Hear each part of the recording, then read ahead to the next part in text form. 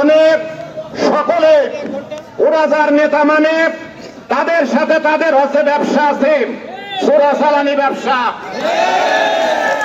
এইটা ওরা হচ্ছে বিএনপি নাই, ওরা যে দাবি করছে বিএনপি, আসলে ওরা বিএনপি নাই, ওরা বি টিমের আমিলে। ওরা যে ঘটন ঘটিয়েছে এই আলমডাঙ্গার মাটিতে কোন জায়গায় ওদের ঠাঁই নেই। আপনারা কি বলেন?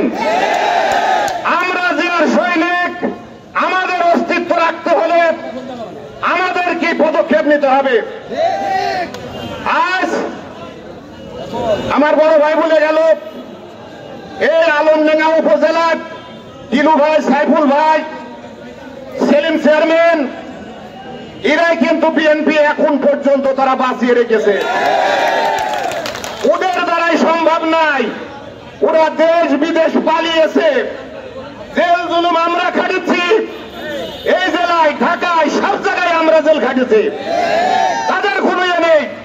তারা দাবি করে আমরা বিএনপি।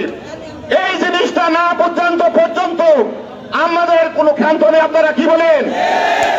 এর জবাব অবশ্যই দিতে হবে। আমার অনুরোধ, আমার যারা সিনিয়র নেতারা আছেন তারা সুন্দর পদক্ষেপ নিয়ে আমাদের সেই কথা জানাবেন। আমরা কি করব? আমরা এই জিয়ার সৈনিক আপনাদের অপেক্ষায় আছে। আপনারা কি বলতে চান সেই জবাবটা দেবেন। ধন্যবাদ সকলকে।